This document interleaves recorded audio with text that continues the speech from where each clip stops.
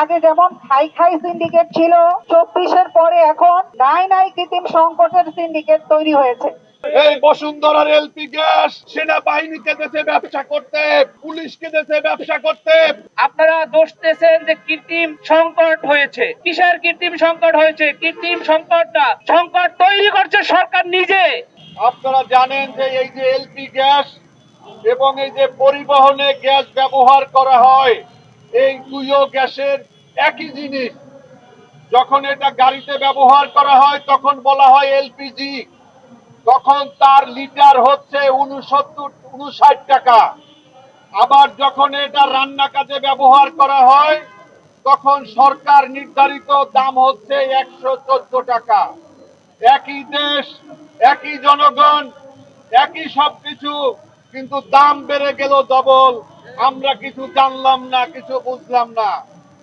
এই গ্যাস যখন বোতলে ভরে, যখন ডিলারদের মাধ্যমে সাধারণ মানুষের কাছে বিক্রি হচ্ছে, সরকারের দাম বাড়িয়ে করেছে 1306 টাকা, কিন্তু বিক্রি করা হচ্ছে 2200, 2300, 2400, 2500 টাকা করে এই গ্যাসের দাম বৃদ্ধি করা হচ্ছে। এই যে গ্যাসের যে সিন্ডিকেট, এই সিন্ডিকেট কারা? আপনারা জানেন যে এই এলপি গ্যাস আজকে বোতলে ভরে আজকে 2500 টাকায় যারা বিক্রি করছে, তাদের ভিতরে 1 নম্বর কোম্পানি হচ্ছে বসুন্ধরা গ্রুপ। এই বসুন্ধরার এলপি গ্যাস সেনাবাহিনীকে দেশে ব্যবসা করতে, তাদের আছে সেনা গ্যাস। পুলিশকে দেশে ব্যবসা করতে, তাদের আছে জি গ্যাস। যমুনা গ্রুপকে দিছে, আকিজ গ্রুপকে দিছে। এরকম বাংলাদেশের সেই ইস্ট ইন্ডিয়া কোম্পানির মতো কতগুলো কোম্পানি আছে যারা বাংলাদেশের সমস্ত পণ্য তারা উৎপাদন করবে। আর আমাদের সাধারণ মানুষ, খেটে খাওয়া মানুষ, যারা মহল্লার ভিতরে ছোট ছোট ঔষধের দোকান করতো, হাড়ি পাতিলার দোকান করতো, মুদি দোকান করতো, তাদের সমস্ত ব্যবসা বাণিজ্য সব ধ্বংস হয়ে গেছে। বন্ধুরা আমার, আজকে এই কালোবাজারি সিন্ডিকেটের বিরুদ্ধে তাদের বিশ্বাস ভেঙে দেওয়ার জন্য আজকে আমাদের এই কর্মসূচি থেকে আমরা লাগাতার কর্মসূচি দেব। 24-এর আগে যেমন খাই খাই সিন্ডিকেট ছিল, 24-এর পরে এখন নাই নাই কৃত্রিম সংকটের সিন্ডিকেট তৈরি হয়েছে। আমরা দেখেছি, আগেও আমরা নাগরিক সুবিধার জন্য রাজপথে ছিলাম, এখনো আমাদেরকে নাগরিক সুবিধা নিশ্চিত করার জন্য রাজপথে আন্দোলন করার জন্য এখানে দাঁড়াতে হয়। সংগ্রামী ভাই ও বোনেরা, আমরা কয়েকদিন যাবত দেখছি কৃত্রিম গ্যাস সংকট সৃষ্টি করে একটি সরকারকে ব্যর্থ ঘোষণা করার জন্য চেষ্টা চালানো হচ্ছে।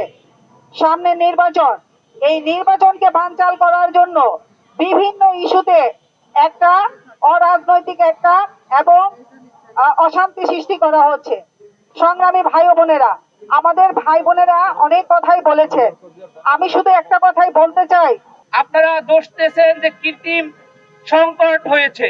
কিসের কৃত্রিম সংকট হয়েছে? কৃত্রিম সংকট না, সংকট তৈরি করছে সরকার নিজে।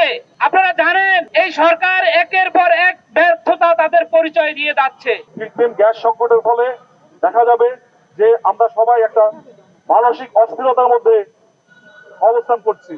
এই অবস্থানকে কাজে লাগাবে যারা এই সংসদ সদস্য নির্বাচনকে চায় না, বানচাল করতে চায়। আমরা শুধু এলপি গ্যাস না, লাইনের গ্যাসও এখন সংকট দেখা দিয়েছে। এই লাইনের গ্যাস এখন দেখবেন যে প্রত্যেকটা বাসা বাড়িতে লাইনের গ্যাসের সংকট রয়েছে। এই যে কৃত্রিম যে সংকট, এইটা নিয়ে সরকার কোনো প্রতিবাদ বা তাদের পক্ষ থেকে কোনো ওইভাবে সাড়া পাচ্ছে না। এই আইন শৃঙ্খলা বাহিনী সহ এই রাষ্ট্রের যেই যারা দায়িত্বে রয়েছে, তারা যে আজকে দায়িত্বে অবহেলতা করছে, সেজন্য এই রাষ্ট্রকে এটার দায় নিতে হবে। আগামী 11 থেকে 15 জানুয়ারি পর্যন্ত রাজধানীর থানায় থানায় মানববন্ধন কর্মসূচি পালন করা হবে।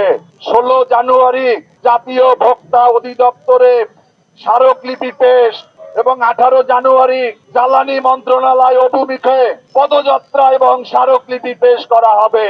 এর মধ্যেও যদি সরকার যথাযথ ব্যবস্থা না নেয়, এই গ্যাস সংকটের সমাধান না করে, তাহলে আমরা আমাদের সামর্থ্য যতটুকু আছে, আমরা বিশ্বাস করি আজকে আমাদের এখানে উপস্থিতি অল্প হতে পারে, আমাদের বক্তব্য, আমাদের দাবি, আমাদের চাওয়া, আমাদের প্রত্যাশা কোনো অংশে কম নয়, এবং এটা এদেশের শুধুমাত্র মানুষের দাবি নয়, এটা গণমানুষের দাবি, এটা আমাদের একমাত্র দাবি।